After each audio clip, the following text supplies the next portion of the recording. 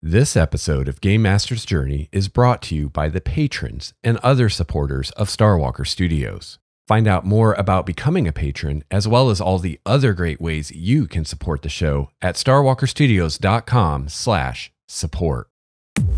Starwalker Studios presents Game Master's Journey, your multi-dimensional RPG podcast.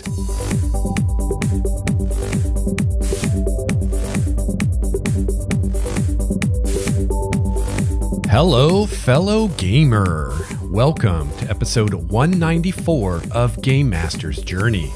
I'm your host, Lex Starwalker. On this show, we discuss the craft and the art of game mastering.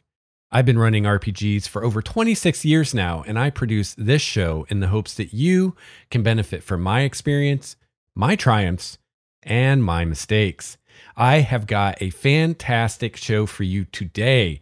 Listener GM Allie Buck is joining me later on to discuss her experiences as a new GM. And I'm really excited to talk with Allie because I know that a lot of you out there are either relatively new GMs, brand new GMs, or are considering becoming GMs. And so I think all of you will find this conversation very useful later because Allie's been GMing for a relatively short amount of time since she started listening to this podcast.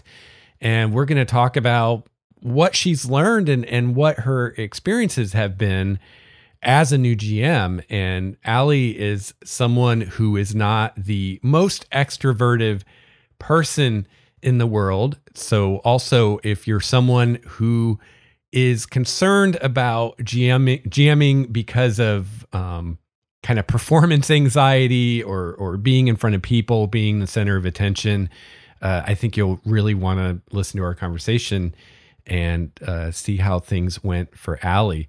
But before I bring Allie on here, I have some other things I want to discuss with you. At the top of the show, some announcements, some listener feedback, and good things like that. So as I said, this is episode 194. I'm recording this December 14th, 2017. We are quickly approaching the end of 2017, and we're quickly approaching the end of season 11 of the show and the beginning of season 12.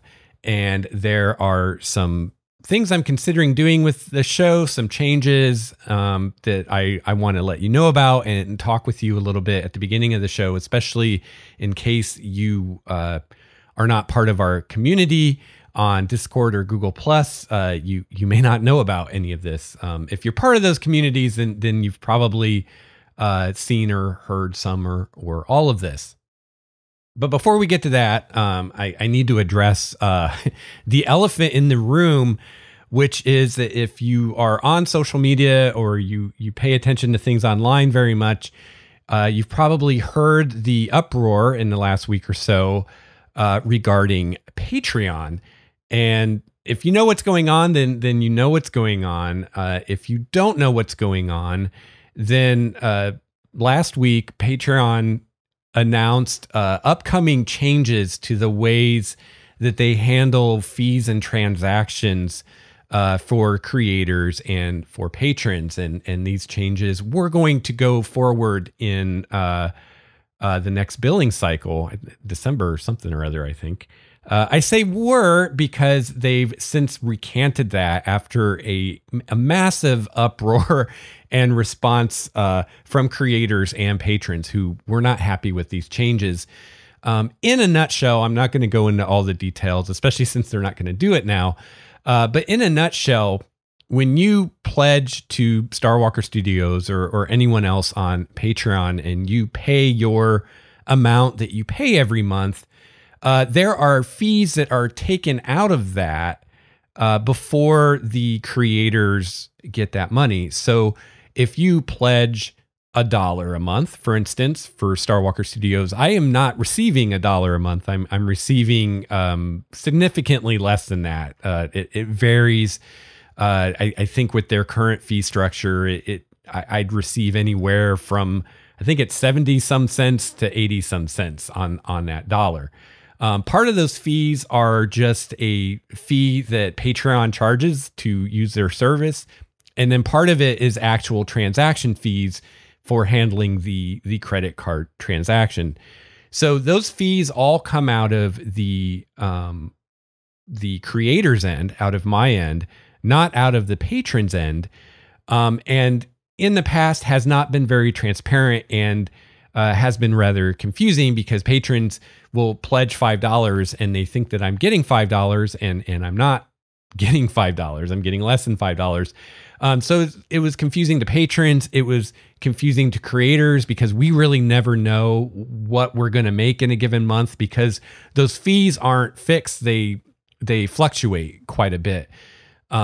In recent months, Patreon's done a bit of a better job of giving us a more accurate estimate of what we're actually getting every month and giving patrons a more accurate estimate of what the creator they're supporting is making every month. But it's still kind of a mess. And there's more to do with this. It's kind of complex because the way it's set up now, when you become a patron, you get billed for the current month, and then at the first of the next month, you get billed for that month. So, for instance, if you were to choose to become a patron at, say, the end of a month, you would get billed for that current month, and then at the beginning of the next month, like maybe a few days later, you get billed again. And so some people get confused and upset about that. So Patreon has been trying to find a solution to this, and their solution that they proposed was to move those fees over to the patrons. And I think this actually could have worked. Patreon just horribly mishandled how they went about it. They mishandled how they communicated it and how they explained it. And they've been mishandling from the very beginning, making patrons understand how this all works. Because I think a lot of patrons were seeing this as, oh, all of a sudden there's all these fees that didn't exist. And the fees always existed. They were just always on the creator's end and the patrons never saw them. But those fees were still being paid. They were being paid by the creator. Now, the nice thing about the changes that they proposed were they were, one, actually decreasing the fees overall for creators, and two, they were making them a fixed amount so that a creator always got 95% of what a patron pledged. So if a patron pledges $1, then the creator will get 95 cents from that dollar every month. And the other 5% is for Patreon's fees. And then the patron was going to pay the transaction fee, which was a fixed amount. It was, I forget the exact figures. It was so many cents plus a certain percentage of your pledge. So that's all well and good and better than the way it is now. But the problem was like I said, how they communicated or failed to communicate how this all works and how it used to work.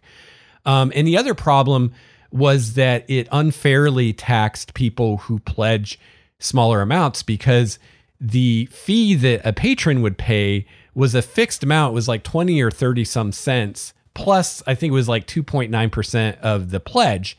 So when you do the math, if you're pledging $1, you're actually paying much more in fees per dollar than you would if you pledge $10 or $5. And so, there are people who will like support a bunch of creators at $1, and those people would end up paying a lot more in fees, which isn't good. So there was a huge uproar about this, and Patreon has come back and said that they are not going to do these changes, and they're going back to the drawing board, trying to find a way to fix all this. So if you're a patron, I made posts about this in our Patreon, and you can go check those out. And I've got links to the posts that Patreon made that explains all of this. But long story short, they're not going to do the changes. Things are back to the way they've always been. But they are still looking for a way to fix this.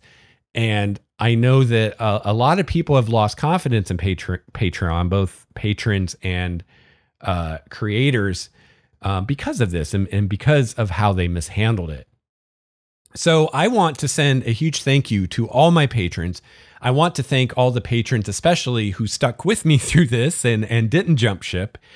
And I want to thank the patrons who either came back after jumping ship or have found other ways to support me. I had at least one patron who left the Patreon, but then made a donation on my website instead, which is awesome. And honestly, I pay less fees, I believe, when people donate on the site than I pay to Patreon. So if you're not interested in the Patreon benefits, donating on the site might be a better way for both of us. So I just want to thank everybody who stuck with me, and to anyone who did jump ship, I just wanted to let you know that these changes aren't going to go into effect. However, understand why people left, and there are no hard feelings for me. I totally get it. And I totally understand if people are still wary of Patreon and not willing to come back because they don't know what they're going to do. So I totally get it. And I will remind you that Patreon is not the only way you can support the show. There are a lot of great ways, and you can find all those at starwalkerstudios.com/support. You can make a donation on my website. You can purchase Game Master's Journey t-shirts or other swag.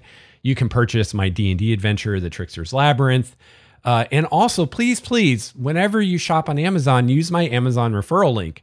You can just bookmark that link. You can find it at starwalkerstudios.com/support. You can bookmark that link and just use it whenever you're going to buy something on Amazon.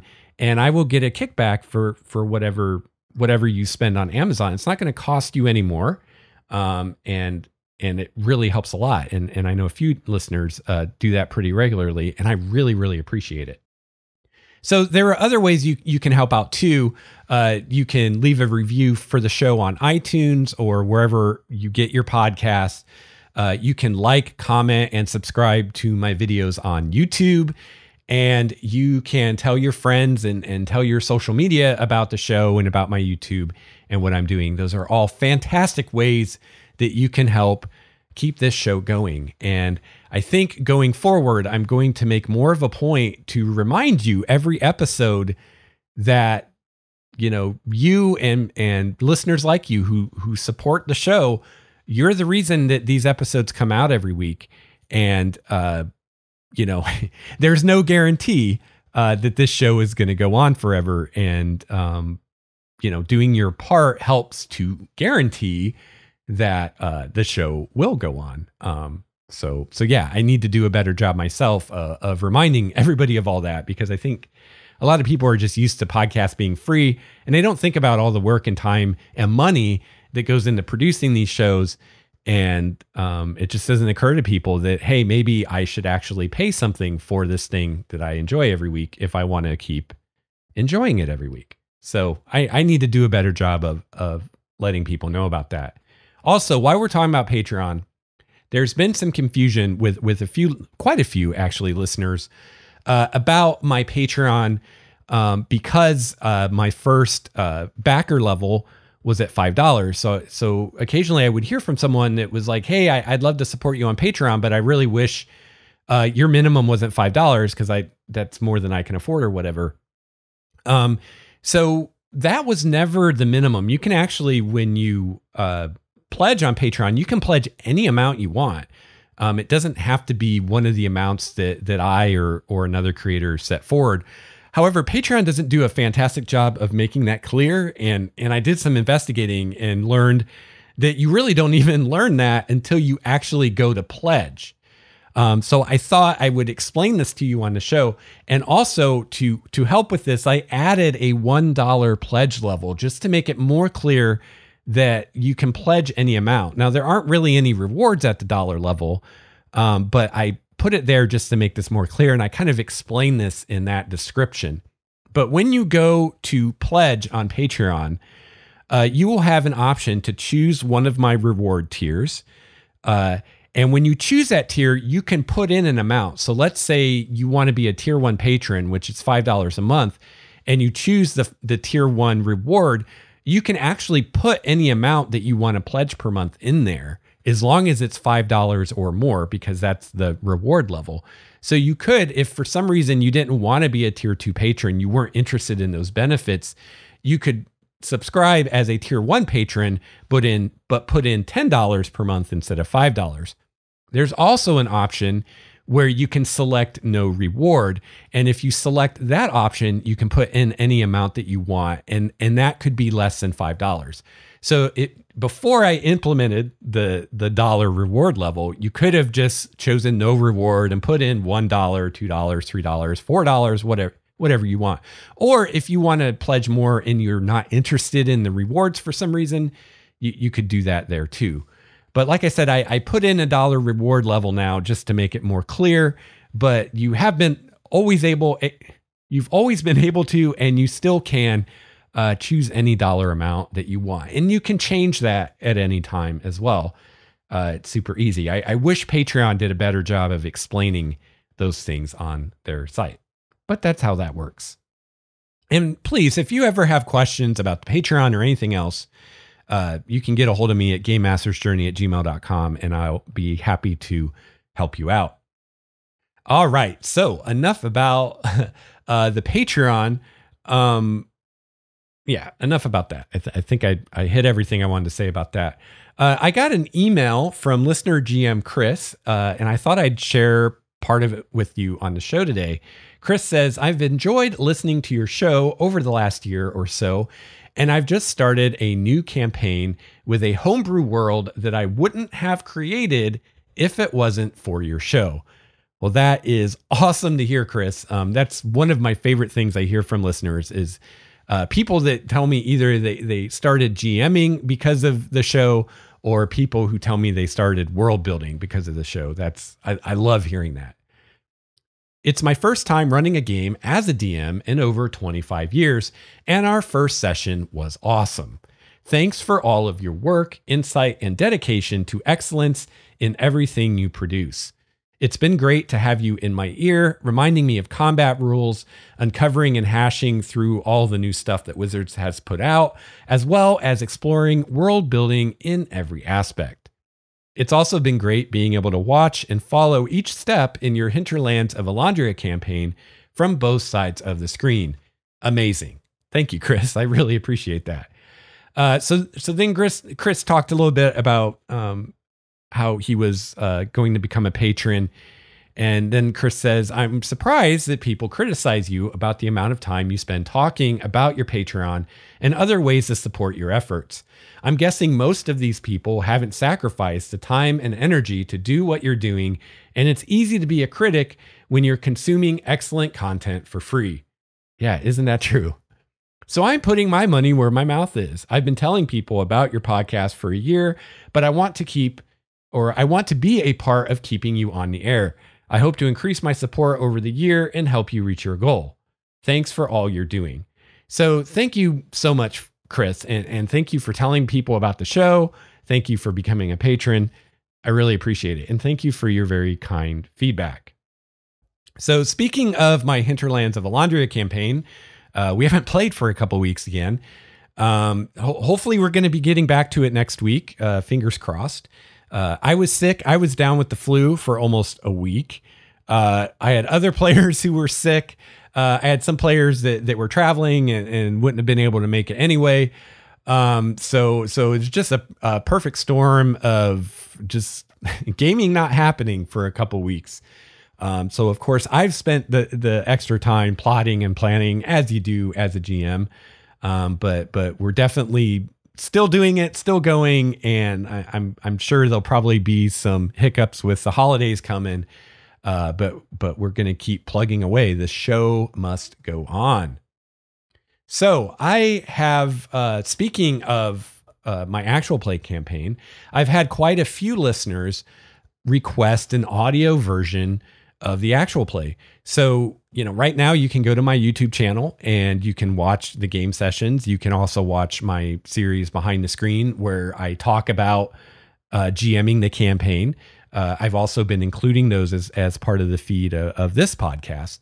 But I've heard from a lot of people who don't have time to sit and watch YouTube, and they listen to podcasts while they're on the go or driving or at work or whatever, who would really appreciate having those in an audio form.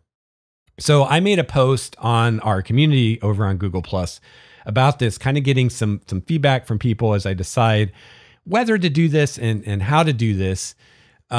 So check out the link to that in the show notes over at starwalkerstudios.com/GameMastersJourney and weigh in if you have an opinion.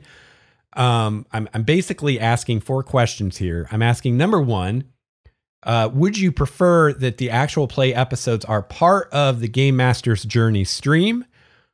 Or would you prefer that the actual play is a separate podcast, or you don't care? Question 2. So I guess that was a few questions, but question 2, would you listen to the actual play if it weren't heavily edited or produced, similar to the YouTube videos, a live experience, if you will? And the reason I'm asking this is because I've done actual plays in the past and they take a ridiculous amount of time to edit. And I don't think I have the time for that. I will clean up the audio. I will normalize and balance everything so that everybody's the same volume so you can listen to your car or things like that. But what I'm talking about is I may not go through and edit with a fine-tooth comb and take out ums and uhs and dice rolls and extraneous conversations and things like that. It may be more of a kind of live experience, but I will definitely process the audio so it sounds good.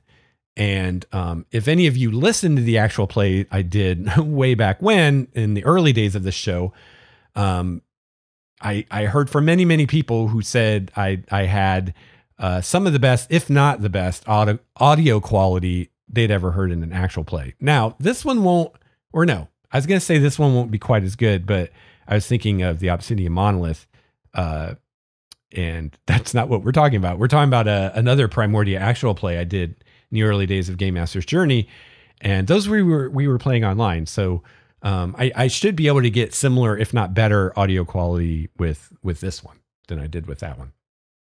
All right. Question 3 was, should this, the actual play, be available to everyone or possibly maybe a patron perk?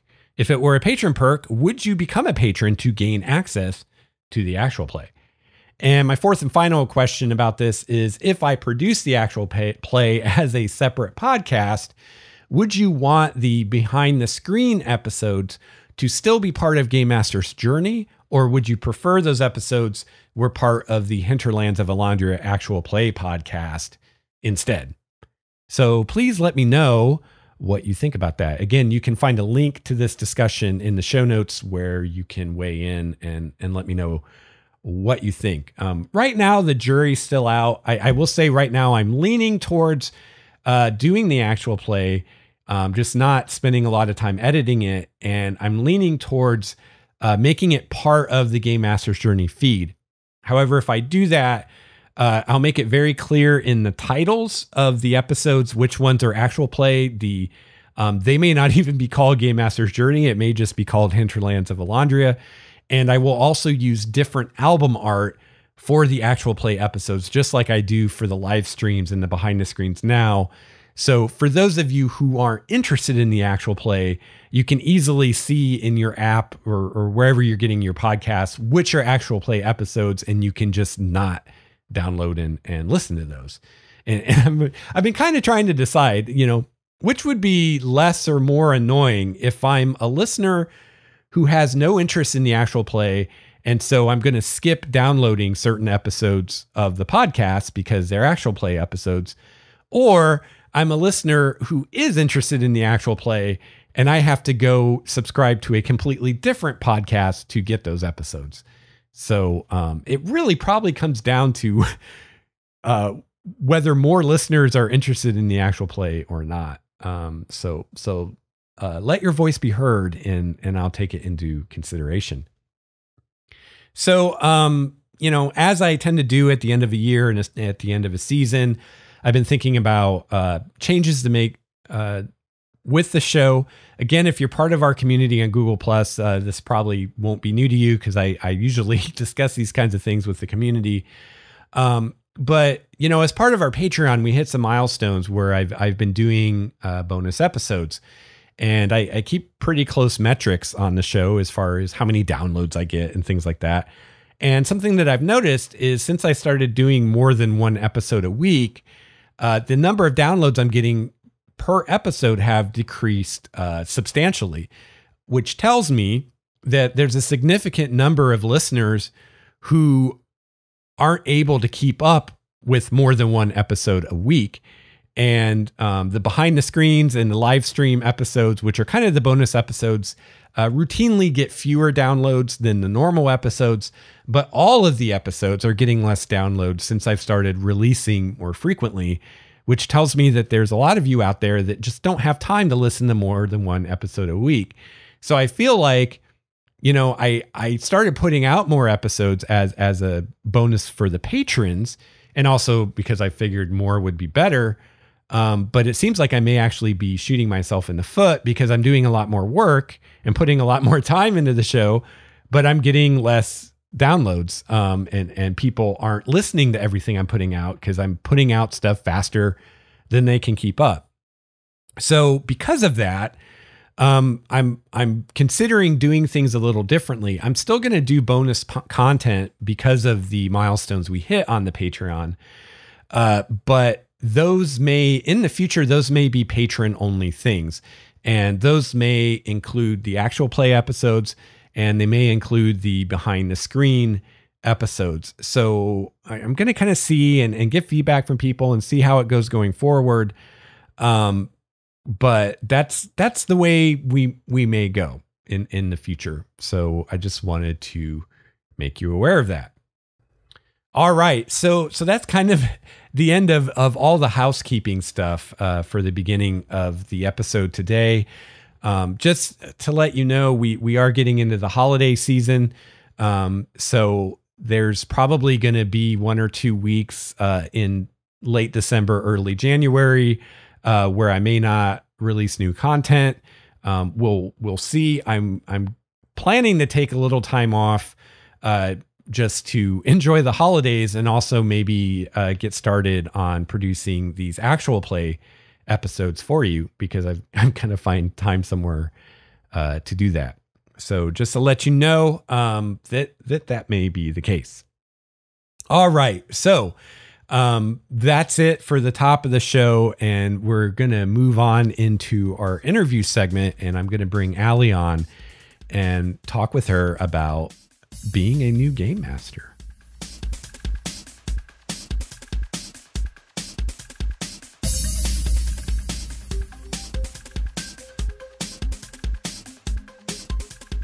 Listener GM Allie is joining me on the show today, and you may recognize Allie from our Game Masters Journey community on Google+.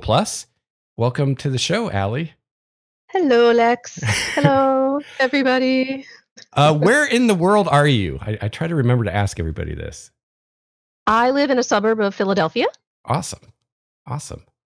Yeah, that people listen to this show all over the world, so I got to remember to ask people where they are. Because I've seen the commenters from like in your live videos and on the Google Plus page. I'm like, wow, that's really far away. Yeah, people in Europe, Australia, South Africa. Like you have South America. Like you have people everywhere listening to you. That's awesome. Yeah, I'm not sure how that happens. To be honest, is there just not that many RPG podcasts and people just find me wherever they are, or? There are several of them, but yours tends to be the best of the bunch. Oh wow, thank you. Like the other ones just like assume that everybody knows the entire like rule book and the DM guide and like word for word, and like you don't do that. So that's something that like is inclusive to lots of people, including myself. Awesome. Well, that's great to hear. So we started emailing. I feel like it's been months ago now. I think you originally emailed me just kind of. I think you were just kind of giving feedback on the show, and we kind of started emailing back and forth because I think what started it is I was asking you some very specific questions because all of my listeners are special and wonderful people, of course. But you represent a population of my listeners that are very dear to my heart, which is to say, according to Google, 5% of people who visit my site who are female. So that's a really depressing number to me. So I think I was asking you what you thought of the show as far as being inclusive and welcoming to women gamers, and and it just kind of went from there. Yeah, I was surprised. You're like, oh, hey, you want to, be on my show, do an interview? I'm like, sure. I'm a total noob to this, but sure. Sounds like fun. You might be the first female gamer I've had on this show, actually. Now that I think about it. Well, yeah. I mean, all the episodes I've heard, you've had a lot of male guests, which I adore, like Matthew Colville. Like, I adore him. He's wonderful. I was like, yes. That was the first YouTube person that I started following for, learning how to be a GM. And then, like, I was looking through all the podcasts because I have a lot of free time on certain days. I'm like, oh, what can I do at work? I'll listen to podcasts. And I found like 4 of them, and like yours is the only one worth listening to. So. Oh, wow. Well, I won't ask you what the other 3 Yeah, are. please don't, because I don't want to be mean to other people. Right. Yeah, absolutely. Because I'm sure there's people that know everything about this game that appreciate a podcast like that. But I don't. So. Yeah. Because I don't know all that much about it. Yeah. So, I don't really know how Google knows what your gender is. But according to my site metrics, somewhere around 5% of the people that visit my site are women. The internet knows everything. Yeah. And I don't think for a minute that only 5% of gamers are women. I don't believe that for a minute. I don't either. I think a lot of them are like closet gamers, be they tabletop or video game. Because like I played video games. So I was, I don't know, 7. Like I played RPG video games. And then I, progressed to computer games, and I played World of Warcraft. Like Blizzard owned my soul for 3.5 years until I stole it back. And then I started playing Dungeons and Dragons for the first time like a year ago. And I'm like, sure, I'll be GM for the next adventure. And yeah, that's how I got this job. It's very fun though. I love it. Yeah. So by job, you mean being the GM of your current group? Yeah. Like the only character I ever played was like up to level 4. Like it was a halfling gnome, and like the adventure ended, and they're like, the GM that was running was like, I don't want to do this anymore. I was like, I'll do it. I don't know what I'm doing, but I'll do it. And they said, really? And I said, yes. So I got to be in that. Like I panicked after I agreed to it. Right. Sure. I'm like, oh my God. Like what did I just agree to do? Well, I really admire that. Because, I think a lot of people feel like, oh, I have to play for a long time before I can be ready to try GMing, and for you to just kind of jump in to the deep end of the pool like that right away is pretty awesome. And then it's even more awesome because when we were talking in email, you mentioned that you're actually normally a fairly shy and introverted person. So what was it like for you as a self-proclaimed shy and introverted person, taking up the reins of a GM so early in your gaming career? It was really, really scary at first. I didn't know. I barely knew anything about this game. Like I barely understood the mechanics of how my little level 4 halfling rogue worked. Although the lucky trait was really fun. I liked that lucky trait. That was helpful. Yeah, it was great. It was great fun. But it's like, okay. So I had like a couple of days of panic. And like, oh my God, what do I do? And then someone lent me, the DM guide, and I read it. And then someone gave me, a couple of the other books, and I read them. Like I didn't just look something up and then put the book back. And like I read them, and it didn't make any sense to me at all. So I'm like, okay, oh God, what am I gonna do? YouTube videos. Let's turn to YouTube. Yeah. And I found Matt Colville, and like the first video I watched was the one that he was talking about.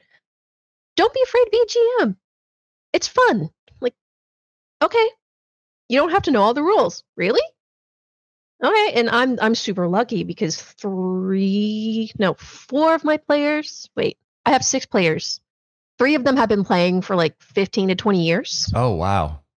Yeah.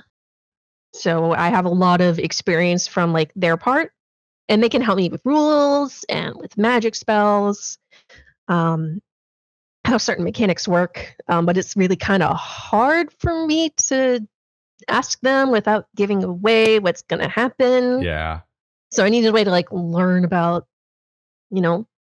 how does this game actually work from GM point of view. And Right. then I was going through all the podcasts, and then like I found yours, and you're like going through the DM guide and player's handbook, and I'm like, oh, okay, let's listen to this.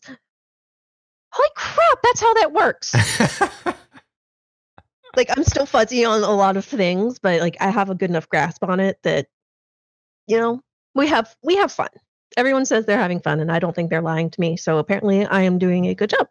Yeah, that's awesome. And at the end of the day, I mean, that's what matters is if everybody has fun, who cares if you got the rules, quote, right or not? Yeah, and I tend to tweak all of the adventures that they go on. So there's quite a bit of insanity and hilarity going on. So I feel like a lot of adventures are very dark and heavy, and like throw some humor in there, make things fun.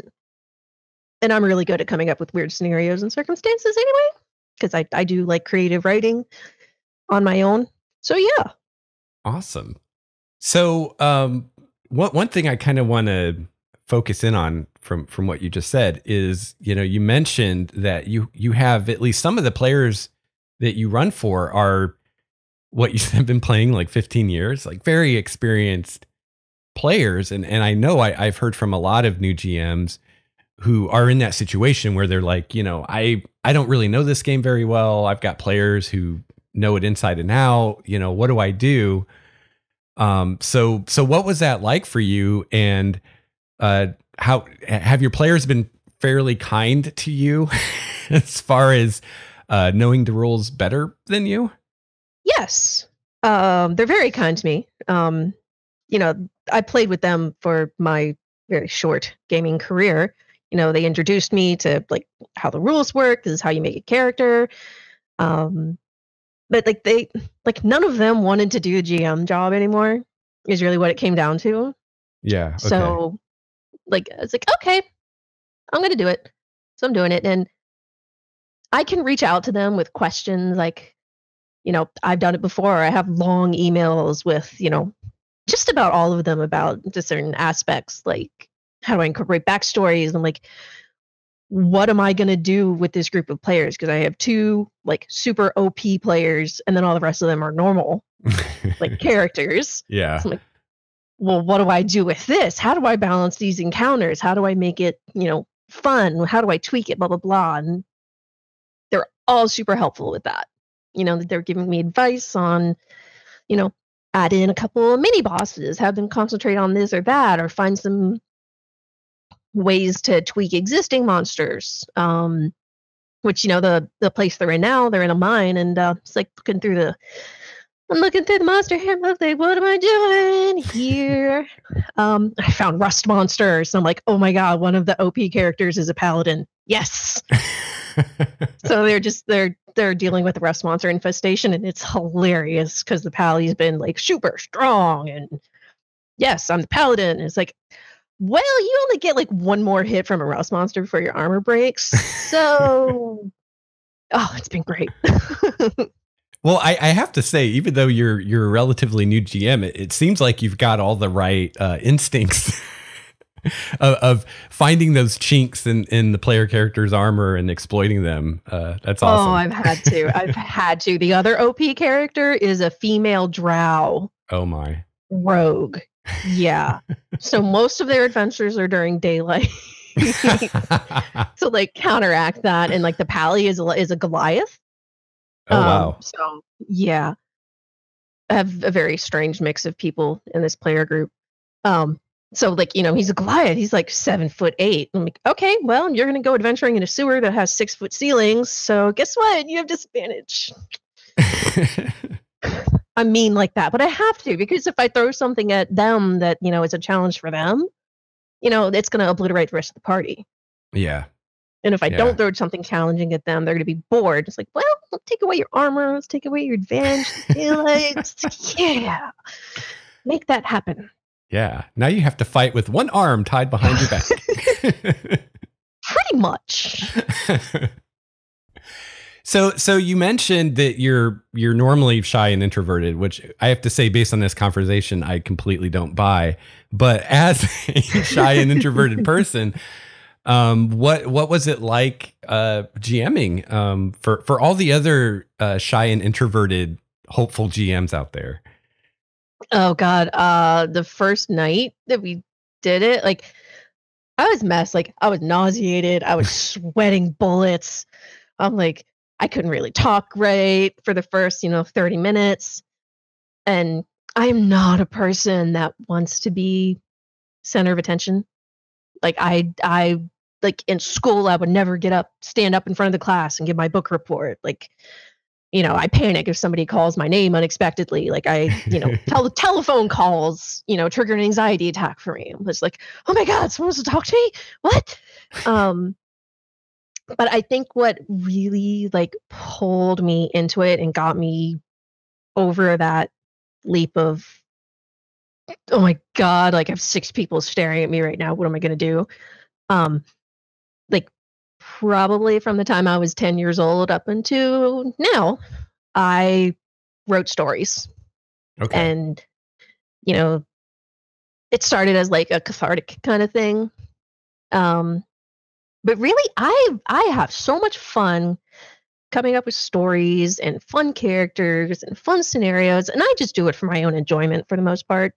Like I don't generally share them with other people. Okay.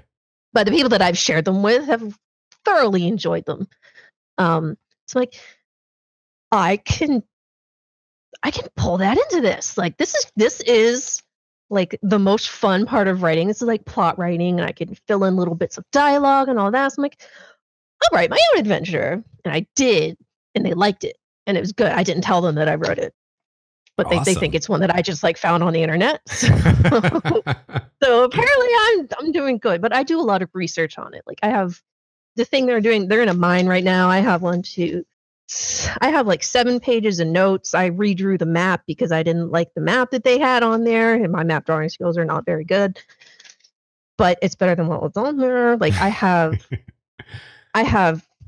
ledger books ready for them to find and read. I have clues on where I want them to go next because they invariably go the wrong direction that I have planned.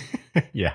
So yeah, I'm like, you know what? I'm just gonna stop assuming that they're gonna go about things in a logical manner.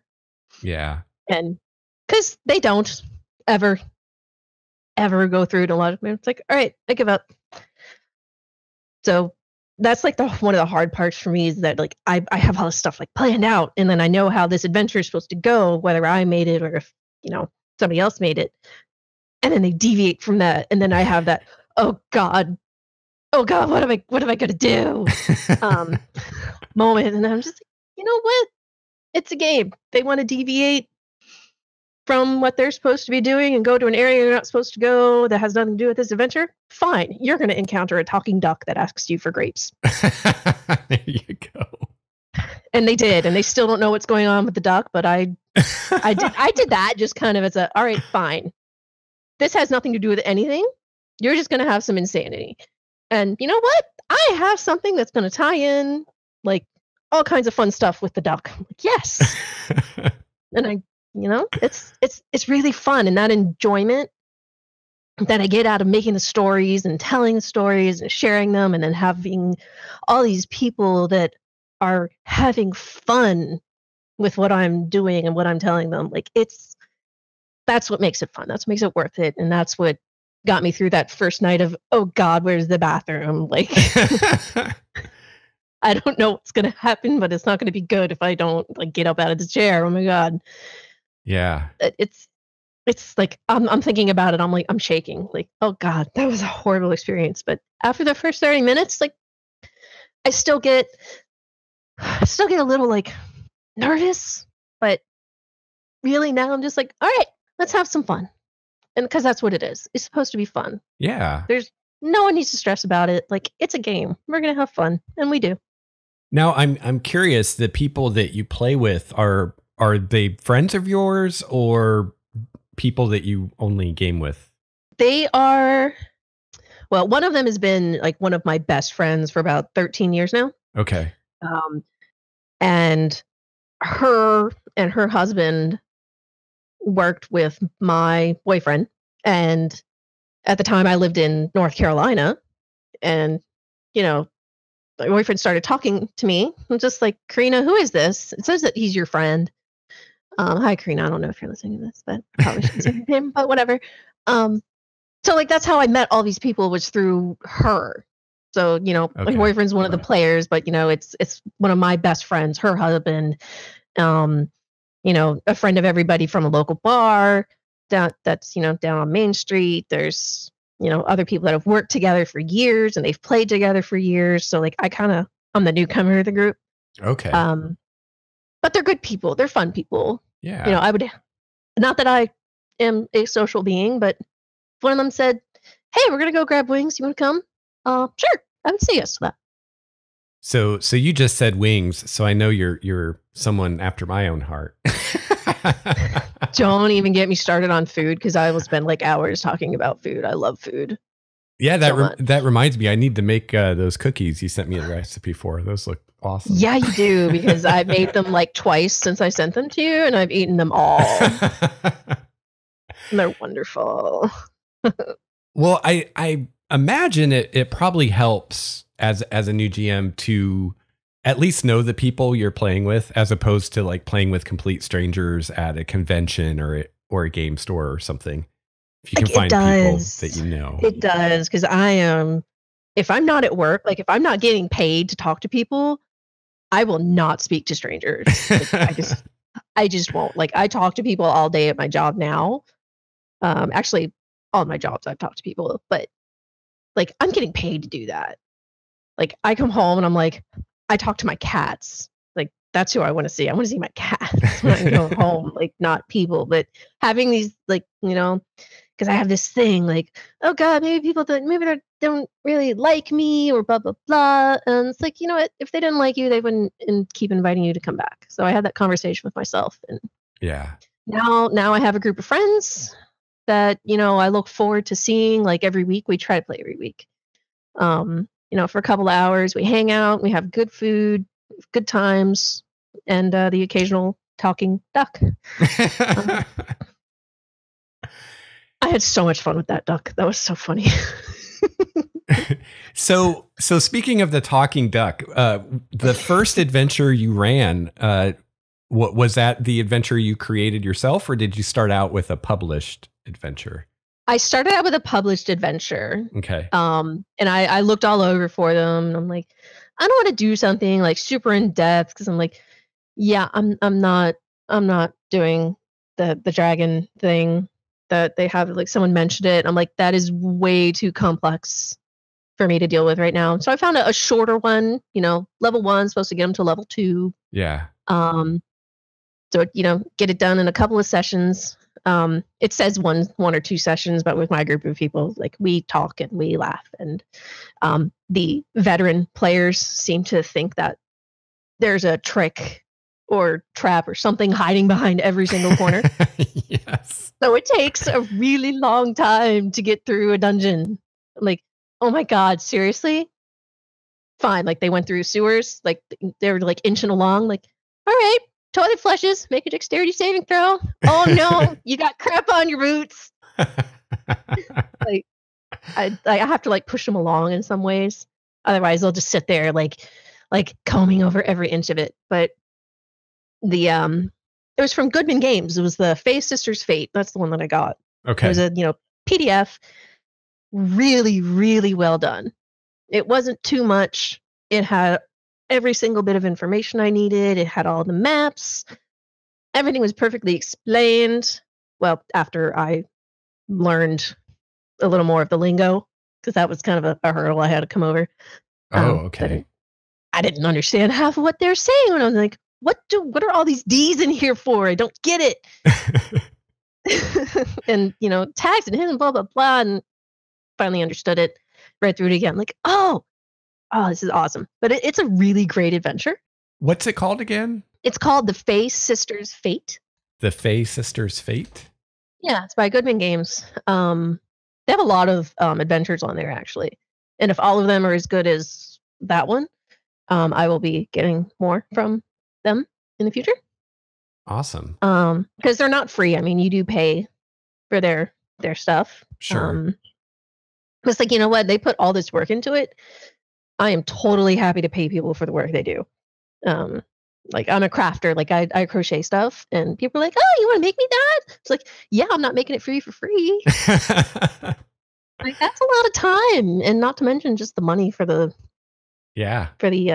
supplies. Like, it's a lot of time that I put into the stuff that I make with yarn. And the same thing goes for making an adventure, because the one that I made, like, I'm not even completely done with it yet, and I've been doing it for months. And I can't imagine what you've gone through. You made your own world. I'm like, this is like one adventure, like one campaign. Like, it's gonna like span for a long time. But I'm just like, this is just one thing. Like, you made an entire world.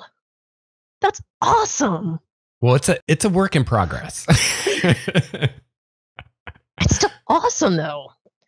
Like, I don't even know that I could do that. I probably could, given enough time, I could do it. But that's a little daunting. I'm happy to make my own little adventures. Well, one thing that helps me is I do have something like 26 years worth of ideas that I've been, because I used to run, when I ran D&D ages ago, I ran into Forgotten Realms, but I did a lot of my own stuff with it. So I'm taking a lot of the stuff that I used to do in Forgotten Realms and just kind of moving it over. So that helps. I don't have to come up with everything. Well, yeah, like I was trying to, like, I was reading about like all the deities and then all the different planes of existence. I'm like, what is this nonsense? Yeah, it's pretty crazy. I love the ideas of it. I love the ideas of like all the different planes and all these different gods. And that is so much information. Yeah. So much information, so much backstory, which is really cool, and I completely appreciate. But wow, like, you made your own gods too, right? For Primordia? Yeah, I did. Ah, jeez, Louise, man. I'm trying to, like, I cuss like a sailor, so I'm trying to keep that. You can cuss all you want. It's all right. I'll just put the explicit tag on. We'll be okay. Okay, so all right. I won't feel so bad when something slips. Yeah. So your adventures you're running right now, what are you using for a setting? We're just going that it's a part of Faerun. Okay. Cool. Which I know is like a continent on the world, and I forget the name of the world. Yeah. But we're just assuming it's in Faerun. Cool. Somewhere. I don't know where it is specifically. It's not near Waterdeep or Neverwinter. I think those are the names of those places. Yeah. Not near either of those two, but from what I understand, you can just, place it there and tweak things, and yeah, that's kind of what I did. Well, the nice thing about the realms is, even though, I mean, there's a ridiculous amount of detail there, there's also a lot of empty space on the map where you could just fill in the stick blanks, a city, right? Yeah, and do your own thing. And I think that's a great way to do it for a new GM, because if you want to use something, you've got all this information you can pull from, but you're also kind of doing your own things, so that you don't have to worry about, like, oh, is this canon, or is the bakery really next to the stable? You can do whatever you want. Yeah, that would make me crazy. Like two of my players are like, okay, where's the stable? Where's the tavern? Where's the blah, blah, blah, blah. I'm like, it's a 1-horse town. Like, you have like 5 buildings to choose from. Yeah. But I can't Like I need to make a city. I need to make 2 cities actually. Um, and that's a little daunting to me, but like I don't know that I need to go into the amount of detail that I think I need to go into because I get Right. caught in that trap of details. And I think some of them are just unimportant because they're most likely not gonna ask Yeah. about it. But then I have that thought, well, what if they do ask about it? Then I'll be prepared. Improvisation. I need Yes. to improv, which is Yeah. kind of hard for me to do, but I've gotten pretty good at it. Yeah. Well, Well, you get lots kind of of good. practice as a GM. Yes, yes, you do. Yeah. So a lot better than if you decided, say, to set your adventure in Waterdeep or maybe even worse, Baldur's Gate that has like video games based on it where people actually know what's where and all that stuff. Yes. Like Waterdeep is really interesting to me. I love the idea that it has a beholder like behind the scenes, like in Yeah. Yeah. the underbelly running the show, and I think that's fascinating.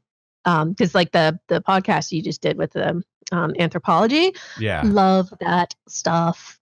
Love it. Awesome. Oh, it's great. Like I totally agree. Like the whole language thing, like the common language makes me batty. Like no, no. Like there should be so much like miscommunication and misinformation and Right. like it should be like a basic trading language. Like you're not going to get the nuances of a real language that real people speak because it's common. It's used to, oh, I want this, how much, blah blah. Like that's what I think common should be, and Right. it's Yeah. not treated like that. And Yeah. I'm like, just because you speak common doesn't mean the goblin's going to understand what you're saying. Okay. Yeah. Like, I just don't think that's a thing, but I have to let it be that way because adventurers need that to happen. Yeah. Because nobody in my party spoke goblin. So I'm like, okay, fine. He speaks common. Here we go. Yeah. They really like those goblins too. Oh, I love goblins. Oh my gosh. I do too. Like they went into one part of the adventure that like I had made. Like, okay, you want encounters here? We'll throw some encounters in. And like, oh, they, one of the goblins came down to investigate a noise because they, were terrible at their stealth rolls. And they tie the goblin up, and the drow intimidates him enough that he soils himself, and then like, they're, and then there's 2 other ones that come to investigate, and they end up like becoming these goblins' best friends. They fed them, like they were super happy to like trail along and go put themselves in danger for them. Like, really? You just befriended an entire group of goblins? They tried to befriend an ogre. That's awesome.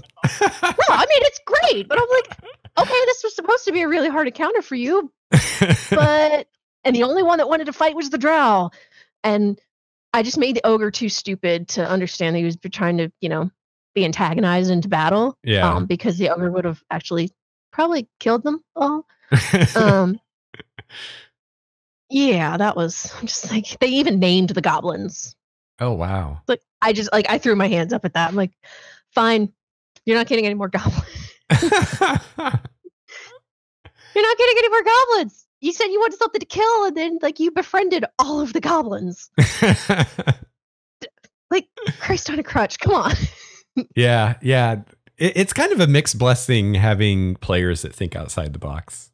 Oh, it's great. There's been so much fun that has come about because of that. And they think they're being smart asses and doing something to trip me up. I'm like, fine.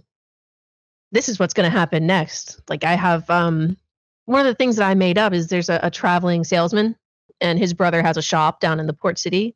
Okay. And they collect magical curiosities, which are these awesome magic items, but they have some kind of weird thing going on with them that they're really not useful, but the potential for them to be useful really makes them wonder if it's worth using this item. I love it.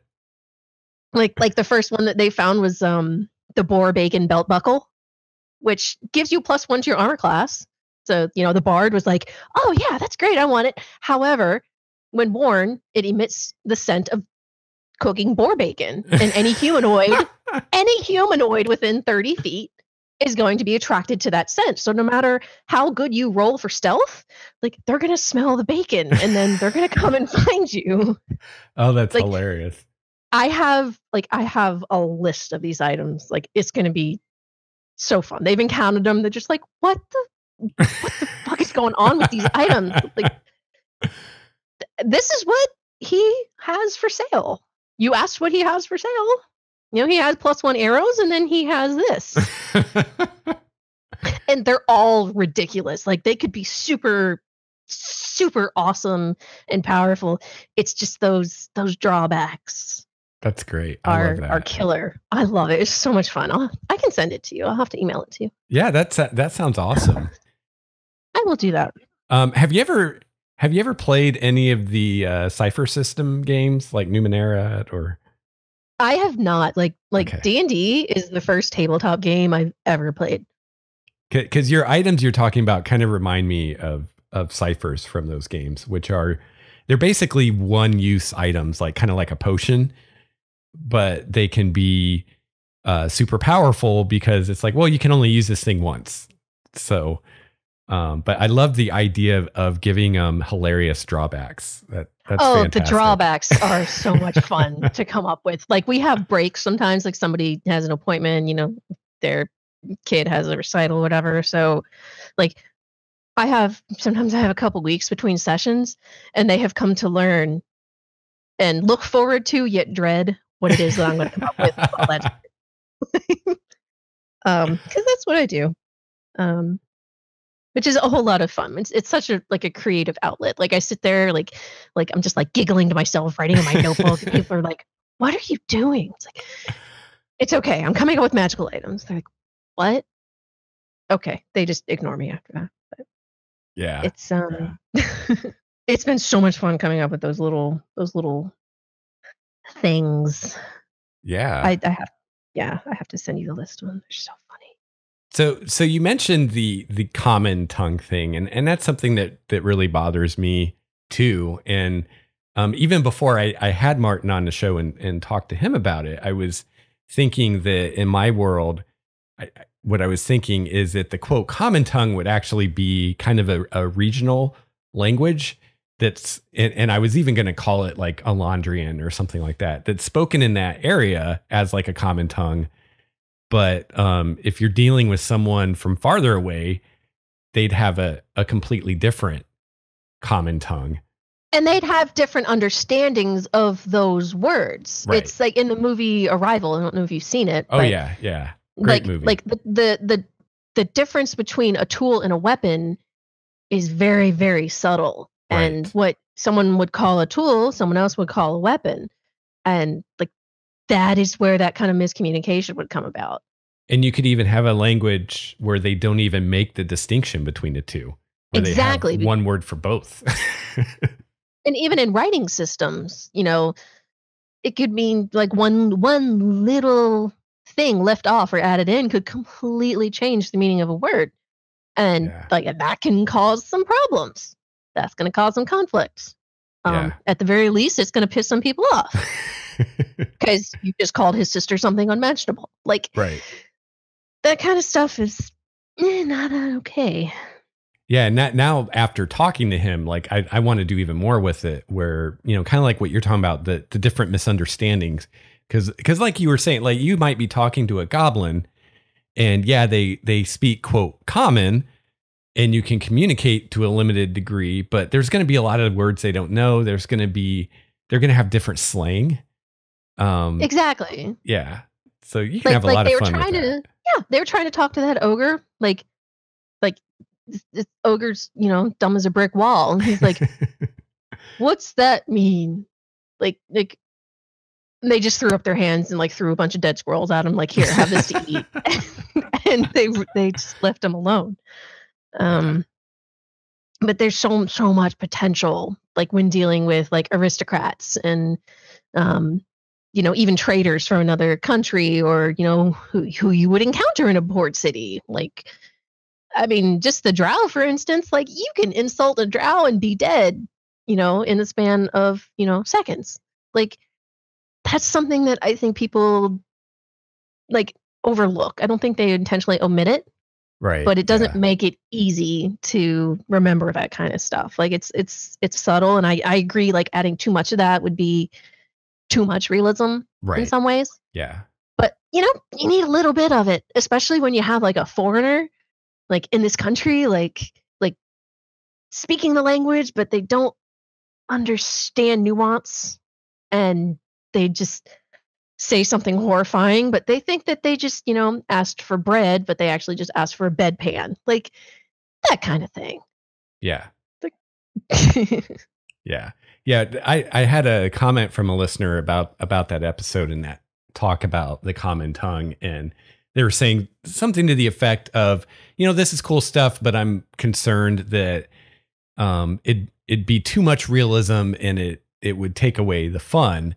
And kind of the way I view all these things, like any GM technique it's like salt, it's great when you use the right amount. If you don't use any, that was a great analogy too.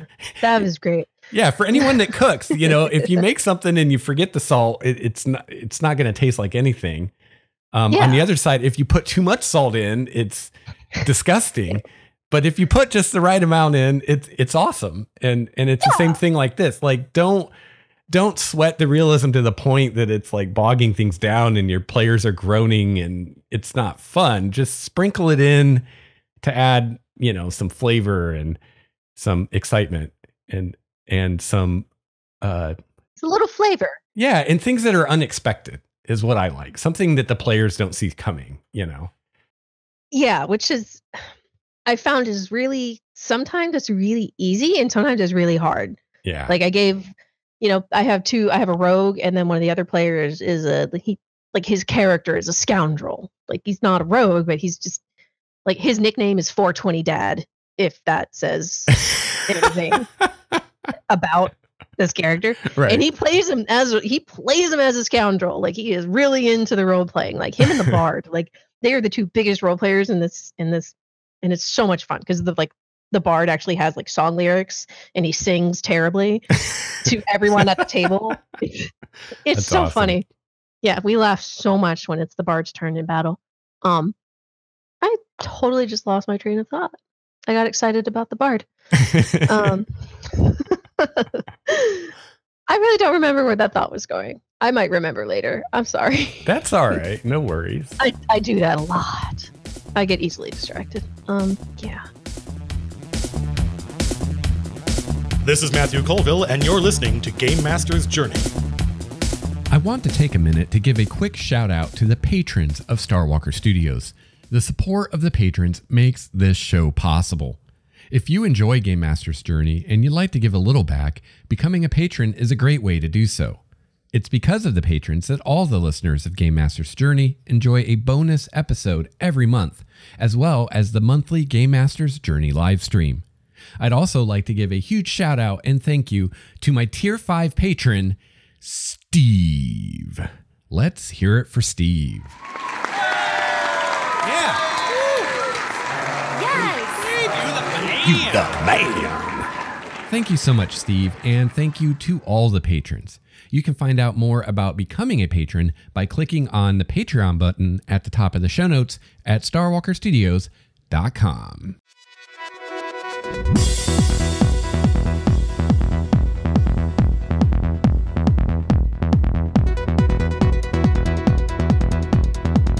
So you mentioned that you weren't afraid to tweak the adventures that you're running, and you talked a little bit about adding humor.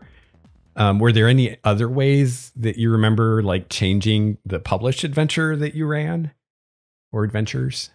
I liked some of the ways that the NPCs were like portrayed, and some of them I didn't. Okay. Yeah. Like I changed their mannerisms. Like one of them is this incredibly beautiful woman, and she has a stupid high charisma. And the bard decided that, he was going to try to court her because, he's a gnomish bard and this bard, and, this is a human woman fighter, and that would work beautifully. So he's trying to court her and be courtly, and she's just like, thank you, Master Bard. You can release my hand now. But because he rolls really high charisma when he's trying to talk to this lady. I'm like, oh my god. But like the other tweaking, like some things like just don't flow right to me. Like there's certain aspects of the way that they've designed a dungeon or a mine or whatever. It's like, why would they go down this direction first? Like, why are they just assuming that they're going to go this way? Right. Like Yeah. the thing, like one of the things that they need is down the other direction. Like I should entice them to go in this direction, which Yeah. is what I've had to do. So I'm like, they're going to spend hours exploring this place. The only thing they need is down this one pathway. And then the rest of it's gravy. Like the rest of it's XP, maybe some good items, potions, whatever. Yeah. But what they need is down this way. But they give no indication. There's no breadcrumbs to go that way. Right. I'm like giving them the breadcrumbs. You know? Yeah. Like it's like, okay, I need you to go to this place. This is how I'm gonna get you to go. I gave one of the characters a cursed item. You know, character can't talk about the curse. The only thing he can discuss about it is in a metaphor. And this is the scoundrel too. So he's going on these like weird tangents, and all the other players are like, what is wrong with you? What are you doing? Because he's not allowed to talk to them about it. He can't tell them he's cursed. That's great. So like they're just like having this like, what the fuck moment every time Scoundrel opens it. But what I needed him to do with the cursed item got them in the direction that they needed to go to get the other thing that they needed to move this along. So like you need to plant those breadcrumbs. You need to make the NPCs interesting. You need to make the villains interesting. Yeah. Like one of these villains, I'm like, oh, he's just gonna, try and cause mayhem with his strange magical constructions. I gave him a speech impediment and a really tiny stature. Like he had a lisp. Yeah, I shouldn't have done it, but I should have. Like I started to do it, and then like everybody's just laughing at it, and then I started laughing, and we just spent 20 minutes of me not being able to look at anybody because I'm laughing to the point where I'm in tears and I can't breathe, and I'm doing that weird like mule sound, like because I'm trying to get air in my lungs and I can't. Like I shouldn't have done that, but it was so funny. It was worth it. It was totally worth it. Well, there's probably a good chance that will end up being one of their favorite NPCs. He really was, because he was just so fun. Like he didn't understand why people were laughing at him. Like he was in magic school, and he did his presentation, and like he liked using words that had the letters that he kept lisping on. So like everything he said, he had to lisp. And they're just like, why does no one take me seriously? like that right there is why. That's awesome. Yeah, it's fun. Like making it, adding in, like it's like adding in the flavor, like you said with the salt. Like some things are just bland, no matter how well written it is. Like this person is a vanilla wafer. Not that there's anything wrong with vanilla wafer, but this is supposed to be fun. Yeah. Like, make it fun. Drizzle some chocolate ganache or some, almond butter, or chocolate hazelnut Nutella. Oh, Nutella's wonderful. I love that stuff. Oh, me too. Oh I miss eating it. Oh. Well, that's really awesome, because I feel like, or it seems like a lot of GMs, and maybe it's a newer GM thing, but it seems like a lot of GMs kind of have this idea of I'm going to run this published adventure, and they don't feel like they have the authority to change things or do things different. And you need to change it. Like it's got to work because what I'm tying it all into the one big main adventure that's like the one that I'm writing and making. Like I have to tie it in, so I have to change things anyway. Right.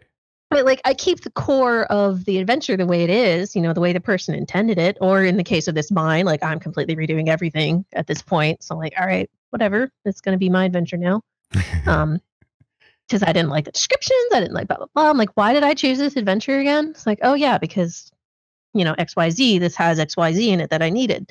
Yeah. But I'm changing it to be what I need it to be. Like, it doesn't have to be And I struggled with that at first. Like, this is the adventure. It's how it has to go. Like, how dare you deviate from what, the adventure author says that you should do? It's like, if you want to go down that weird downtrodden side path through a swamp instead of going to the place where you should go, because otherwise something's going to die within the time limit, go down that side path. Whatever.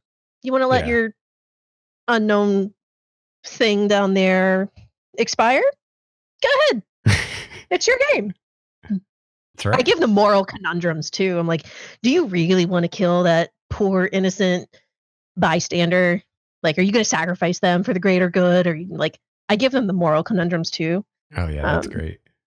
Especially with a paladin in the group, because I think he's the only lawful good in the group. I think everyone else is like chaotic or like neutral. No one's evil, but it's like throwing that in there because you have the voice of reason and goodness that is the paladin, and like everyone else is like, no, let's just burn the house down. It's gonna solve all of our problems, and then we can get XP for finishing this adventure. But he's like, we can't burn the house down. That's wrong. We cannot commit art. Like, it's like, I just let them go at it. They debate the moral issues that I throw at them, and I just sit back and let it happen. It's great. I like that though, because they're engaging in it. Yeah. Like they're not. It's not that they're taking it seriously, but they're so into it. They don't want to burn down Old Man Johnson's house. Yeah. Like they don't. Like, yeah, it would solve the problem, but they're burning down Old Man Johnson's house. Like, they don't even know if they can save Old Man Johnson. Maybe they can save him. If they burn the house down with him in it, he's not going to be saved. Like, it's great because they're that just engaged and enthralled with it. Yeah. Awesome. And that's what I want. That's what I want. Everyone's having fun. Everyone's interested and, just having a blast. Well, that's awesome to hear. And, every time I've ever heard a designer or writer of adventures speak on the subject, they've always said that that's what they want. They want people to take these adventures and make them their own. And when I published my adventure, that's the way I felt about it. And I've had a few people write into me and tell me the various ways they've changed it or how they ran it differently. And I mean, I love that stuff because nobody can know what your players are going to like and what they're going to think is fun. And, that's part of, I feel like your job as a GM is to, take this out of a can thing that you bought and make it something that your players are really going to like and that you're all going to have fun with. Well, yeah. And my player group is so eclectic. Like, I have a Goliath Paladin. I have a Drow rogue. I have a human hunter scoundrel. I have a gnomish bard. I have a half-elf monk. And then I have a half-orc warlock, which I had no idea how warlock's magic works. Like, I was just dumbfounded how this worked because I'm not gonna learn everything about it because right. It's their character. They should know how their spells work and all that, and I'll just ask them what happens. Yes. Yeah. And I'm quite obviously, I'm not a very rules heavy type of GM, but it works in my favor because the story is more fun and engaging, and everyone seems to enjoy it. But this is a really weird group of players. Why is the drow and the half orc are buddies? What is that? How did that even happen? And what are you doing with a Goliath paladin? So they're part of an up and coming adventuring guild, and the name they came up for themselves was the League of Assholes. So that says a whole lot about what they do and say and play which is a whole lot of fun. But how you guys are not going to meet randomly at a tavern. You're just not going to meet at a tavern together. One, no one's going to let a drow into their tavern in some dinky little run. Maybe in a big city, cosmopolitan thing going on. Maybe that would work. But yeah, I had a hard time doing that. It's you know what? You're just a bunch of guild trainees, which is really cool because now I can just throw adventures at them. hey, I kind of need you guys to be a certain level for what I want to throw at you. So here, have an extra adventure. Go do this as a guild request. I'm like, okay, that works.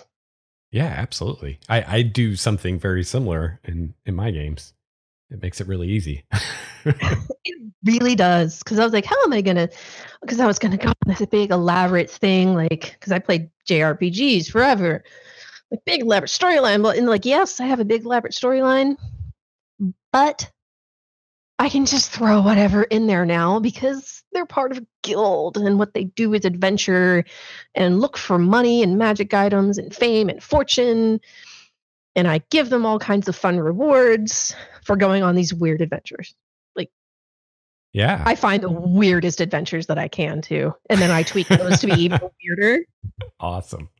Like the thing with the cursed magic item. Yeah, I found an adventure.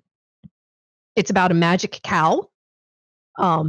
That you get to decide what its magic ability is. What makes this so important for this hag to want this cow back? She wants the cow back because it makes great butter. Cow makes great butter, not because it's a magical cow, but because she has great milk. But the cow, like, I decided to make this cow just teleport away from anything that annoys or frightens it. Oh, cool. So she needs to get the cow back. So that's how the curse, quote unquote cursed ring came about, because she needs someone to go get the cow because she doesn't want to leave her little haggy lair. She wants someone to bring the cow back. And then he brought the cow outside. Like, he rolled like a 19 charisma to get this cow to follow him outside. And then it gets outside and the cow just goes poof. And the expression on his face was just wide-eyed horror. He's like, oh my God, what just happened to the cow? Like, I don't know. You're going to have to go and find out now, aren't you? It's so much fun. I have so much fun doing that. Like, one of the adventures they did was called This Wagon's a Rockin'. I think, yeah. And it sounded really bad. I'm like, oh, the innuendo in this is perfect. And it was completely not innuendo-ish. But just like, it led into like what was supposed to be just like a short, like one night thing while I prepared something else for them to do the next session. Like, turn into, like, they're still doing it. It turned into like awesome. four or five nights worth of just ludicrous fun. Yeah, that happens to me all the time where I prepare something and I'm like, okay, I think this will be enough for one game session, and it ends up being like we spend 3 sessions dealing with the one thing. Yes, and then they're like, oh, let's go and do this. I'm like, okay, well, I didn't quite have that plan, but let's go for it. I have stuff printed out just in case they go somewhere. And I'm like, well, I have nothing prepared, so I have this. Yeah. And I threw it at them, and then they decided to go at it like backwards. Like, you weren't supposed, like, everything everything mentioned the sewers. I think I said the word sewers like 20 times. And what do?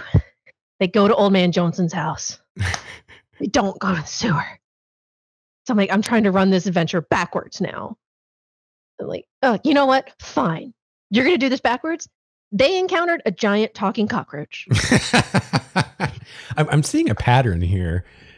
Well, because the giant cockroach and the talking cockroach and the talking duck are going to tie into something else. Oh, when they try to leave this little town, they're going to find out what that's all about. Which is going to be a whole lot another fun. I have so many fun things planned. Like, my imagination is just very vivid and wild. There's another reason I really like this, because it's a wonderful outlet. So that might be a tell for you. Your players know when they encounter some kind of strange talking creature that they've gone off script. I don't intend it as a punishment. At first I did. I'm like, fine. Like, this is just going to be something that I'm just doing this, to be a little bit spiteful, because you're doing everything backwards. But I'm like, you know what? That's actually a really fun idea. And I came up with this whole little like storyline for it, and it's going to be like, when they encounter what they're going to encounter with this, it's going to be so much fun. I'm excited. Can you tell I'm excited? I'm excited. Yeah. Hey, I've got a question for you. I just thought of. Yeah. I'm curious, how long are your game sessions? We plan to play for 2 hours. Sometimes it runs to 3 hours if we're having a good night. or if they're just really having fun, which happens sometimes. Sometimes somebody has to leave early, and then we're just like, oh well, and then we start talking about what they're gonna, because Volos came out and everyone, not Volos, what's it, Xanathars, Yeah. came out. Like, oh, they have these new feats and blah blah blah. And I'm like, hey, talk amongst yourselves. I'm gonna, color in my map, because I don't have Xanathar's Guide yet. It's on my wish list. I'm gonna get it eventually, but Yeah. like all the books are. Like the only book I actually own is the Monster Manual. Like Okay. the other ones I have borrowed, and look through. Like Volos, I loved reading Volos. That was so interesting. Like the culture, like with the orcs and the hierarchy with the goblins and the hobgoblins and all that. Like that was really neat to learn about. Oh yeah, I love that book. Oh, it was so much fun. And then they had all these new races, like the Tabaxi. I don't even know if I'm saying that right. But like in tieflings, like, oh, they encountered a tiefling. I was like, yes, you're going to encounter tiefling. Like, I don't know anything about tieflings, but this is what you're going to encounter. And I learned as I went. Like, I don't, because there were comments about, because I had asked about how to, what's going to cause the city abandoned, and like demons and devils. I'm like, wait, demons and devils are two different things. So now I've spent like the last 2 days reading about the difference between demons and devils. Yeah. Which are really cool, by the way. Oh yeah. But they don't get used. They don't get used. Like all these adventures that I read and look through, Yeah. they don't use demons and devils and djinns very much. Yeah. I mean, it is Dungeons and Dragons, but I'd like to think that there's more than like orcs and goblins out there. Right. Yeah. Well, and that's the cool thing about doing your own adventures is you get to do the things that you think are cool and use the monsters you like, Well, yeah. Well, I mean, I don't know that much about them, so I literally have to look up everything. Yeah. And I'm pretty good with like the goblins and the hobgoblins because, there's like an entire chapter in there in Volos about that. Yeah. Same thing with the orcs and beholders and the mind flayers, which is really cool and interesting. But it's like there's so many more monsters out there. Oh yeah. So I've spent time like looking up, different, like, I didn't know that there were fungus monsters. Like there's sentient fungi that want to hunt and kill you. And then there's like in the Underdark, what do they call it? Flumps? Oh And- yeah. I think it's flumps. I think it's like that. flumps. I'm like, Yeah.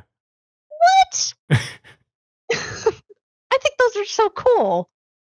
Like, throw. Oh, They're so many definitely cool monsters you don't want to use if you want a very serious game. things. No, because they're like cute little puffy clouds. They're like the Care Bears of the Underdark. That's right. That's right. They don't want to hurt anybody. They just want to, they want to fluff along. Like, I don't even know what they're made out of. But I don't know. There's just so many monsters that don't get used. Like nothing Yeah. uses like they use undead and they use zombies or Yeah. skellies and sometimes ghouls. Like there are way more undead creatures. Oh yeah. Ghosts and wraiths, shades, shadows. Ghouls. Yeah. I love ghouls. Like there's because ghouls are intelligent, so they're like Yeah. they would like you can have more fun with that. Like you can do more interesting. There's like zombies are gonna shuffle at you and like try to swat you, but Right. the arm's gonna fall off, so they try to like gnaw on your boot. Like zombies have their place. I just don't think zombies and goblins are the only things out there. So I'm trying to learn about the other monsters, like Yeah. rust monsters and carrion crawlers and Yeah. one of the other adventures, because I made a mini adventure for them and I had to make up monsters, but there were like parts of monsters that exist that I combined with other parts of monsters. Like literally like a wolf with a scorpion tail. Like just like weird things like that. And they had these like just like it was 3 sessions worth of just what the fuck is going on? Why are there blue squirrels throwing nuts at us? Like why are there deer with chameleon eyes up in the trees, threatening to throw poop at us? Like what is going on?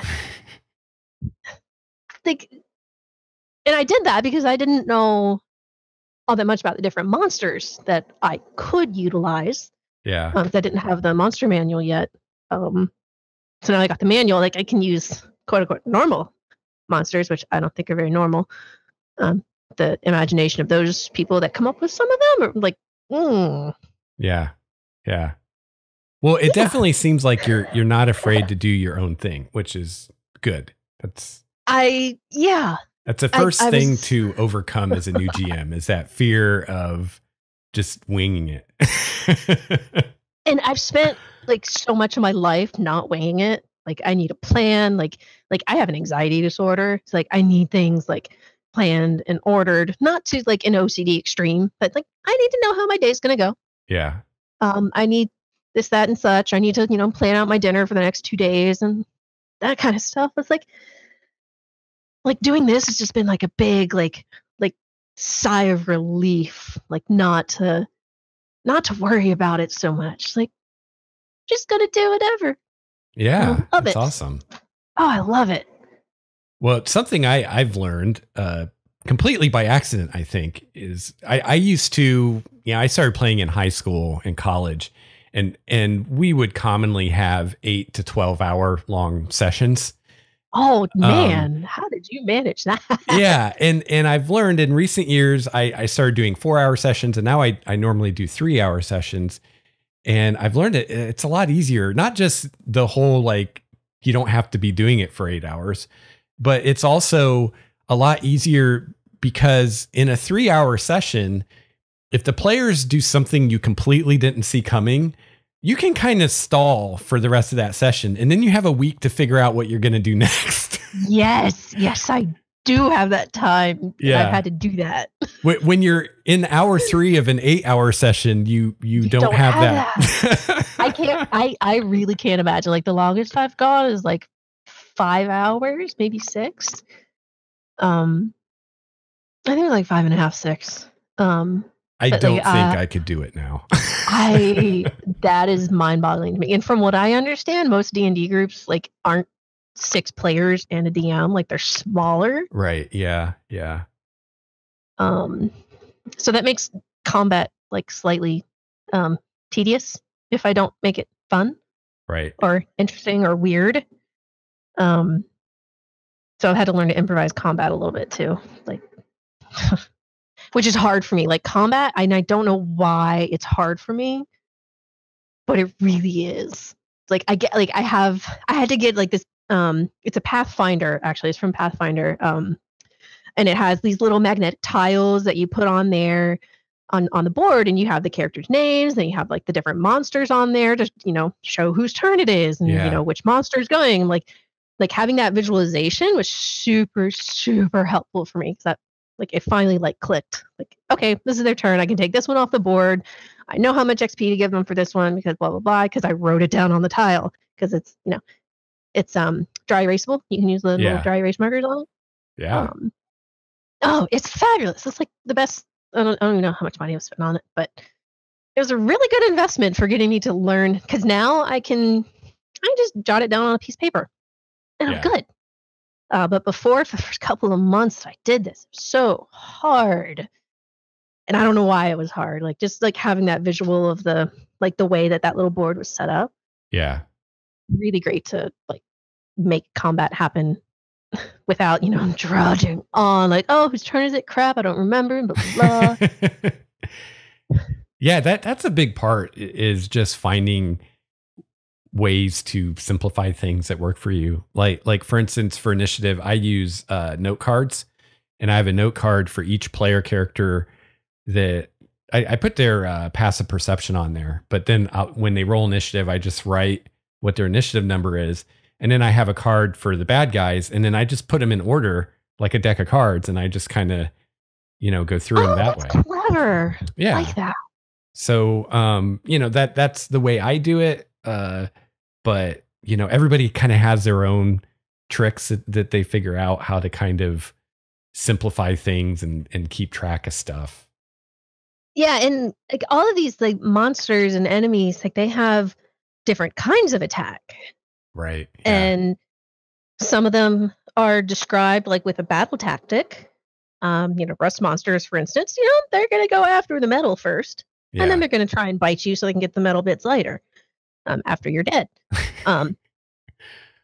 Which makes a lot of sense. Right.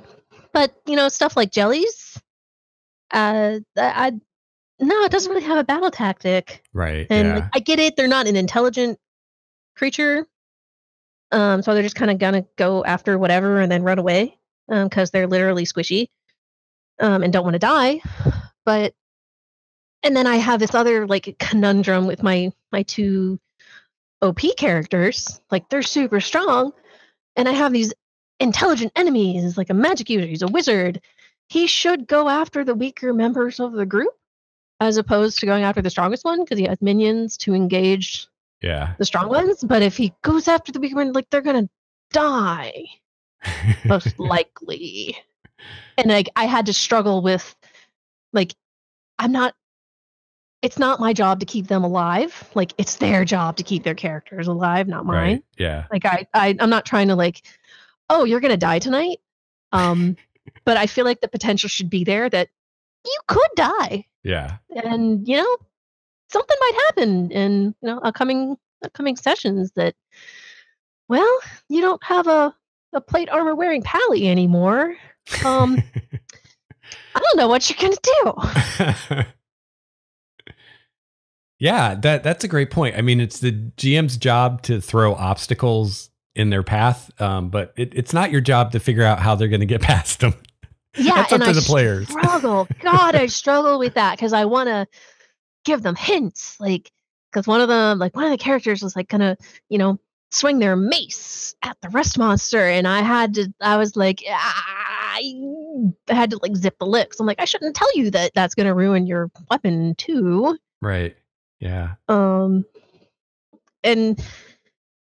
I try, like, because I'm like, as a person, like, I want to give hints and I want to be nice and I want to make it fun and perfect and good, and I'm like, no, that's not the point of this game. The point of this game is like you said, throw the obstacles at them and then they have to find a way to overcome them.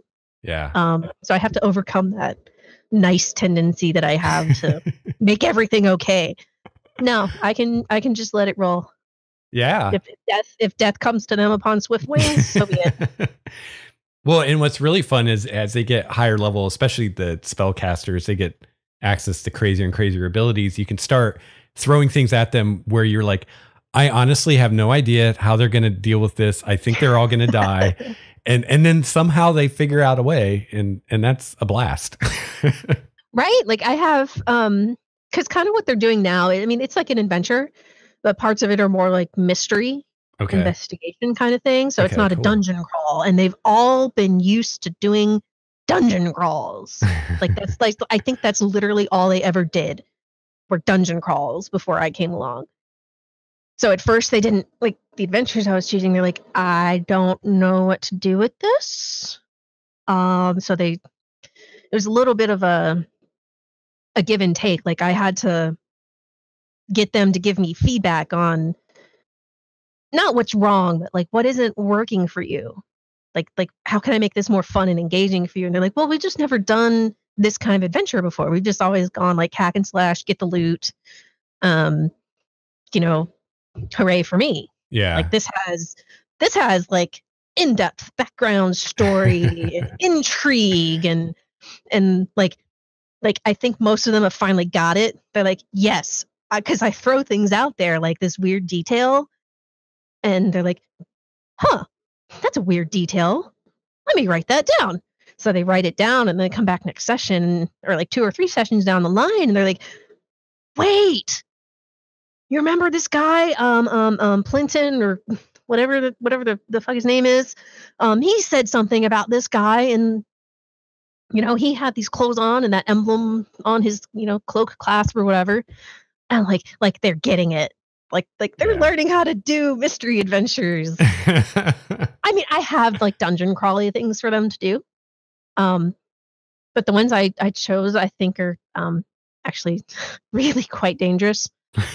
So if they go in it, like, they might actually die. Not through my thing, but if they roll wrong, they're just gonna plummet to their deaths. Yeah. Which is scary to me because I don't want them to die. At the same time, like that'd be really fun just to see what happens.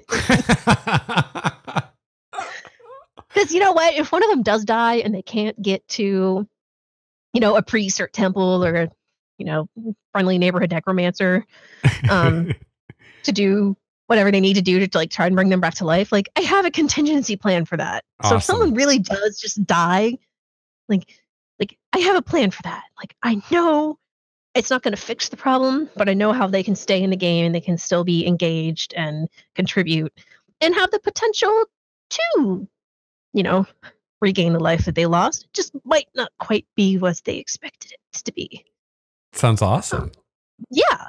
Well, I got to hand it to you. I mean, not only have you stepped up to GM, but it sounds like you've kind of upped the game even for the veteran players, which is awesome.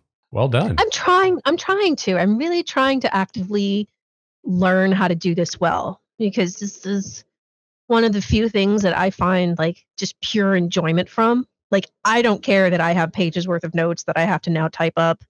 I have to make maps. I have to color in said maps. I have to, do this, that, and the other thing. Like there's so much work that I put into doing this. Yeah. And I know that I don't have to, but I do it because I really love it. Like playing the game is really fun. Like doing this part, like doing the GM is so fun. Yeah, I agree. I enjoy prep as much as I enjoy actually being at the table playing the game. Oh yeah, the prep is fun. Like I colored in I made drawings on index cards for like inspiration. So like the bard has his bardic inspiration that he can hand out to somebody. Like I have mine for like, you know what? That was really clever of you to catch on to that and think of that. Here's your inspiration. Like I got out my markers and my colored pencils. And, I do the same thing for the maps. I'm like, I spent so long making these maps, and God, those maps, they made me angry at first. Like, why is this so convoluted? And then, I made maps and I got it. It's like, they're like, whoa, you have maps. Because I don't think they used regional maps before whenever they played. Because like I said, they did dungeon crawls. Yeah. And like I have, sealed envelopes with, communications about, certain things like the cursed ring, or the hunter has his ear to the ground. He's got a contact in like every town they go to. So I have like little envelopes for that. Whenever they go to a new town, it's like, oh, here's your ear to the ground.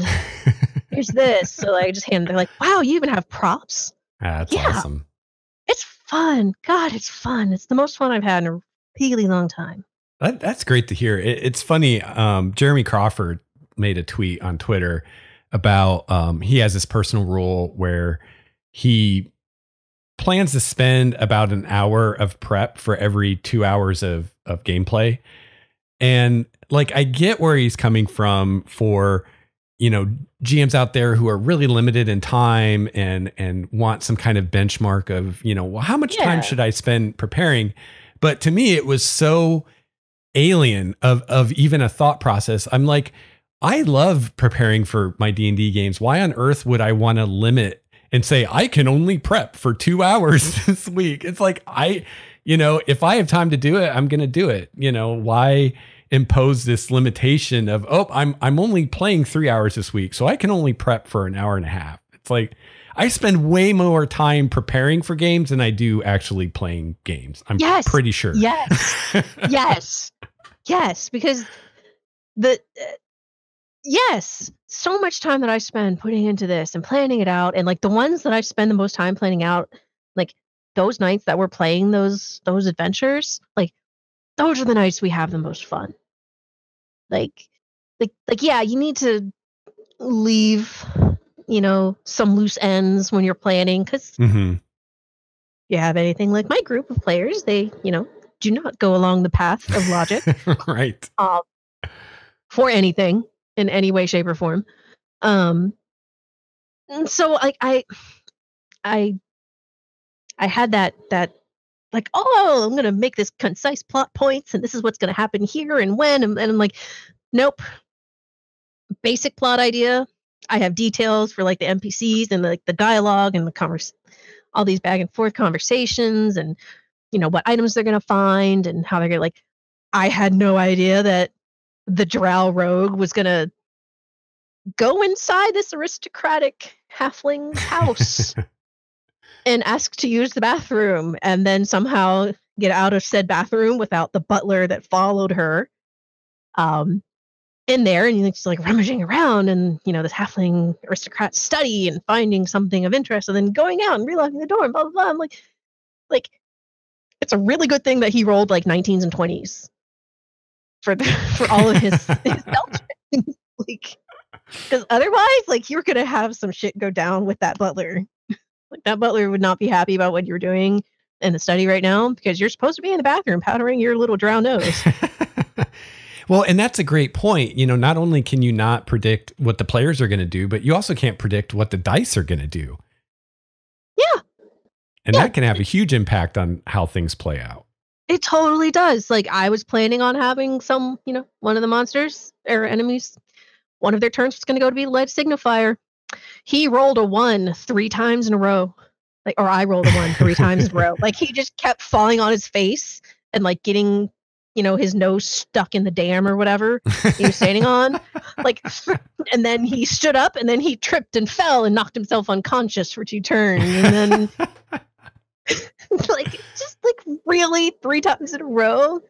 But it worked out in their favor because the ogre did not, in fact, come down and, annihilate them. But still, I rolled horribly for that. Yeah. But it worked out for them. That can happen. And then they have dimes and they roll horribly. They were in a crypt. Or not it was like a temple or a crypt and it had an altar on it or in it. I'm messing up my words here. And they go in and there's this big empty room and there's a stone altar and one person goes in the room. Roll perception on the altar. I rolled a 7. It's a stone altar. Next person comes in. They roll a 6. It's a stone altar. Next person comes in. They roll a 10. It's a stone altar. And finally the last one comes in. And he rolled a 21 with his bonus. Nice. I'm like, it's a stone altar. However, in the back left corner of the room where you would not possibly be looking for anything, something catches your eye because that's where you need to fucking go. Stop looking at the altar. And then they're like, well, how do I open it? I don't have a key. And the one player that didn't go in that room was with the half-dead goblin that had the key, that had solved the puzzle that they were trying to figure out and couldn't figure out because it was already solved. And he was the one that got the key from the goblin to open the door. I'm like, yes, teamwork. Yes. Look what happens when you work together. Yeah, that's great. We have so much fun. Now, I know I've gotten some feedback from you about my little writing podcast I started. So yes. I know you're a creative writer as well. And since I've been trying to get back into the swing of things writing again, I came to a realization that, well, I've realized for a long time that being a GM uses a lot of the same skills as writing, a lot of the same kind of creative muscles. But what I've realized recently is, writing tends to be a very solitary thing. And it's actually probably the thing, my least favorite part of writing is that it is so solitary. You're locked in your own head for so long. And I realized that running games as a GM for me, it's very much like writing, but it's the opposite of solitary because I still get to make up a story and make up characters and tell a story, but I get to do it with my friends. And as opposed to writing something that someone's going to read that I don't even know and can't see how they react to it. It's like, they're right there and we're experiencing it together. And I think that's part of what I love about it. Yeah, it's a collaboration. It's not just that, oh, I'm the storyteller and you are just the little pawns in my story / game. No, I'm doing certain aspects of a story that you are enacting, but like what my players are doing is in a pretty big way dictating what I am going to do or what I'm going to change. Because even though I might have this planned out for, you know, 1, 2, 3 sessions, they perform an action. Guess what? Well, that's down the toilet. Got to do something else. Like it's ever evolving. Yeah. And that is part of why it's fun, because I, as an introverted sort of person, I enjoy solitude. Like I need it. Like that's how I recharge. Like being social drains me, which is great Yeah. that we only do our game night like once a week, because that's like all the social interaction I can deal with. But I don't like at times the loneliness that can come from solitude. Yeah. And playing this game and then running this game has been like the perfect panacea for that. Like I'm in my world in my head, and I have my thought bubbles going on. And then like this group of people comes along and they can either add to the plot bubble that's in my head, or they can just pop it. And then I'll have to come up with something else. Like it just keeps changing and evolving, and it's a really, really good way to get away from the solitude of just writing. Yeah. Which I enjoy. I heartily enjoy writing. I have like gigs worth of stuff. But my issue with writing is that I hate editing. So I have all this stuff that's like I've tried to edit it, and I'm just like, it's so boring. I want to go write something else, and I'll go and write something else.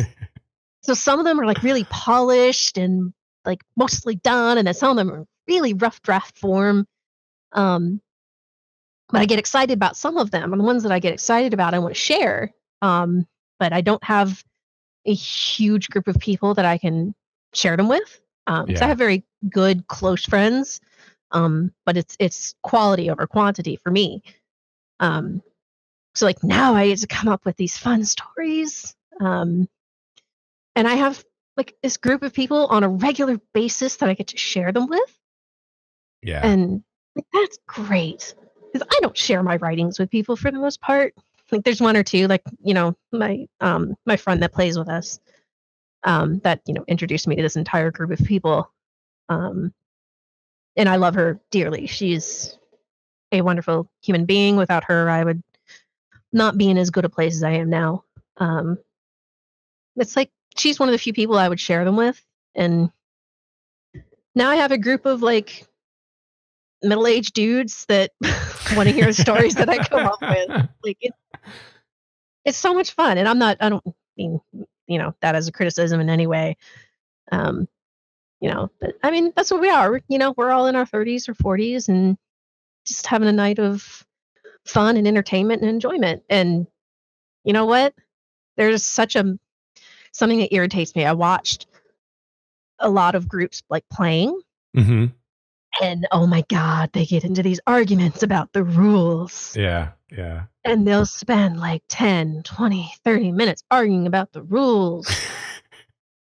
And I'm like, you know what? I don't like that. And that's part of the reason I'm not very rules heavy, because I understand a lot more of the rules now. It's like, that's not how I want to run the game, because I don't want to spend all that time, because I put all this work and effort into making this adventure in a way that is going to be fun for you guys, or tweaking an adventure. And like, you're going to spend 30 minutes arguing about some dinky rule for a spell that you're going to use like once. Like, no, you don't need to do that. Argue about it for a couple of minutes and then just, you know what? Yeah.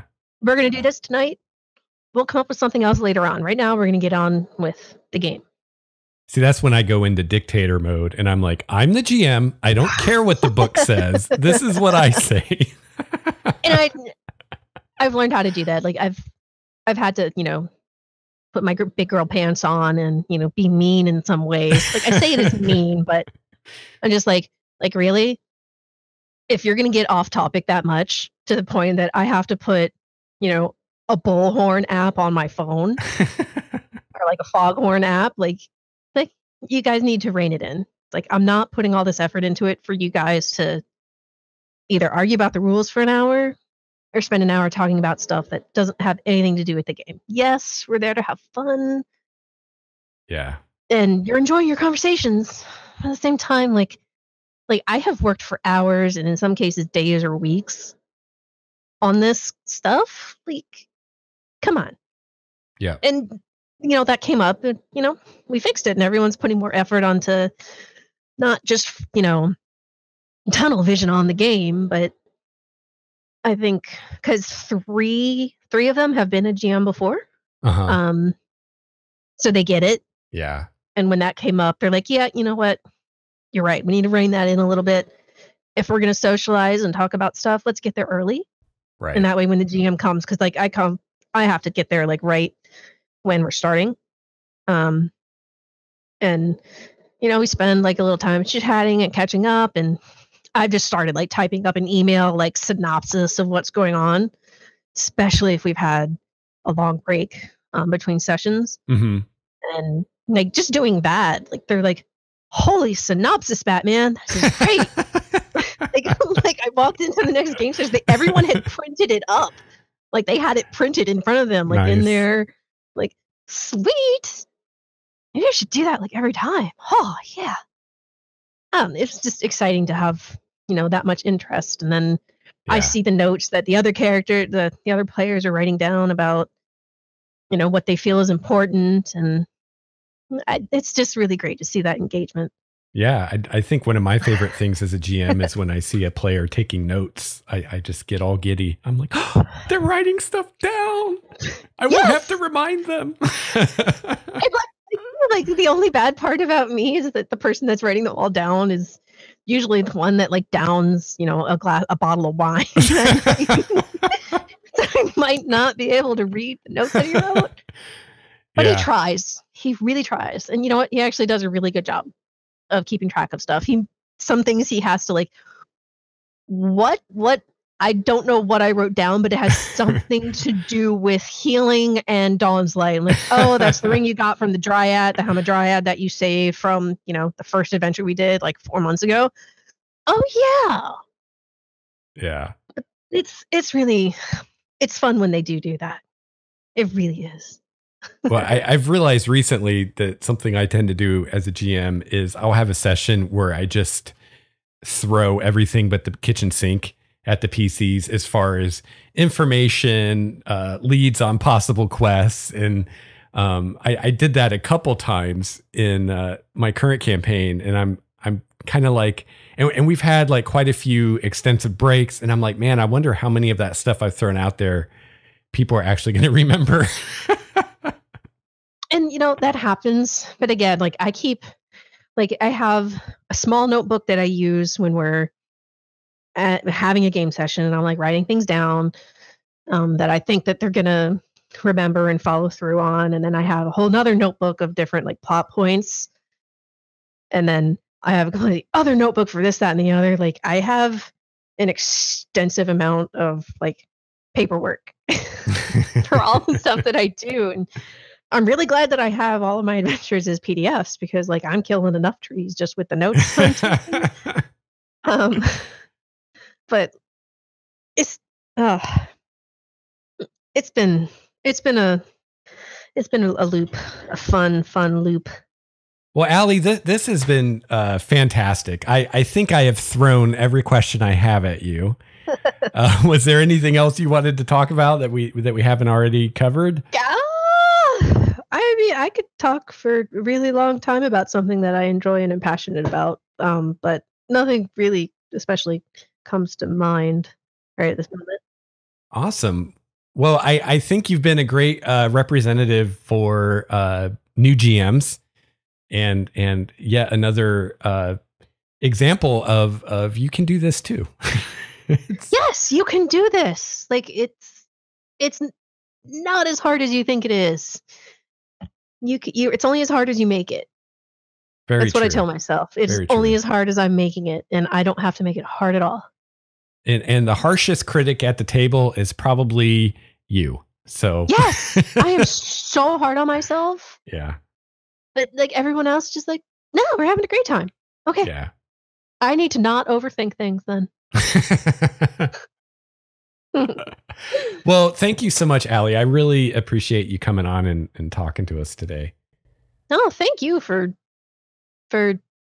all that you do, for even, wanting me to come on. It's like I just like joined your community and like just listening to you, and like all I did was reach out and tell you I think you're doing a great job, and like now I have like a whole, Google Plus community I can ask questions to, and like you actually respond personally to, emails as much as you're able to, and new friends, and might be, across the coast. I consider you a friend. Yeah. Yeah, we're on opposite coasts, aren't we? Yes, we are. But you know what? If I'm willing to share the recipe for chocolate chip cookies with you, then you are a friend. There you go. Awesome. That's awesome to hear. And I can't wait to make those cookies. You totally need to make them. And you can just tell yourself that they're super healthy. Yeah. Because technically they are. Yeah. Just don't eat them in excess like I do. But they are delicious, and they're gluten-free and super good. Awesome. Well, maybe you can come back sometime. I'm sure there's a million other things we could talk about. I would love to. That would be so much fun. Yeah, I'd love to too. Yeah, it would be fun to come back. It would be fun to learn more and discuss what I've learned, and ask advice, and it would be really fun. That sounds like a great idea.